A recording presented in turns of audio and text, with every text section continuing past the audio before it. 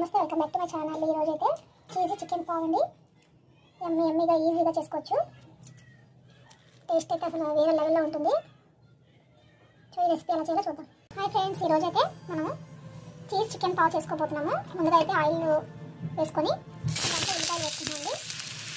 ఇది బాగా ఫ్రై చేసుకున్నాము. అలాగే చికెన్ కూడా ఉడకబెట్టుకొని చిన్న చిన్న పీసెస్ కింద కట్ చేసుకోవాలి. ఇప్పుడు కొంచెం అల్లం వెల్లుల్లి పేస్ట్ వేసుకున్నాము. ఇది కొంచెం ఫ్రై చేసుకొని మసాలాలు వేసుకున్నాం.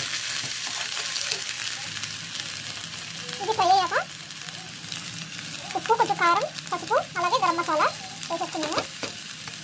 వేసుకొని బాగా ఫ్రై చేసుకొని అప్పుడు చికెన్ వేసుకోవాలి.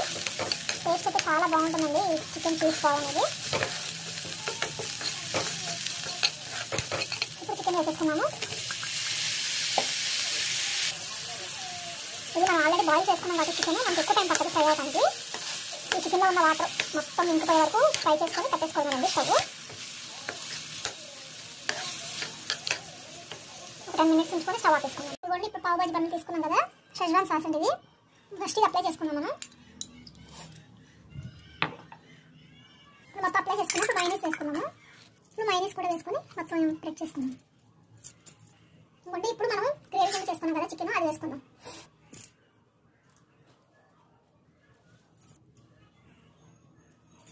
ఇప్పుడు చికెన్ వేసుకున్నాం కదా, దీనిపైన చీజ్ వేసుకున్నాము.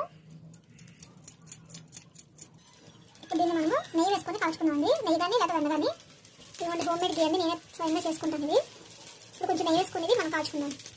ఇదిగోండి నెయ్యి వేసుకున్నాం కదా. ఇప్పుడు కింద బాగా రోస్ట్ అయ్యాక మనం ఇంకోవైపు తిప్పుకోవాలన్నమాట. ఇంతేనండి, very simple cheesy chicken pav అనేది. ఇంకోవైపు తిప్పుకున్నాను. అలాగే ఇది కూడా అయిపోయిందండి. చికెన్ చీజ్ వడ పావ్ అయితే అయిపోయింది. టేస్ట్ చేయడానికి అయితే నేను సిద్ధంగా ఉన్నాను. మీరు కూడా అలాగే నా వీడియోని చూసి లైక్ చేసి, షేర్ చేసి, సబ్స్క్రైబ్ చేసుకోవడం మర్చిపోవద్దు ఫ్రెండ్స్. బాయ్.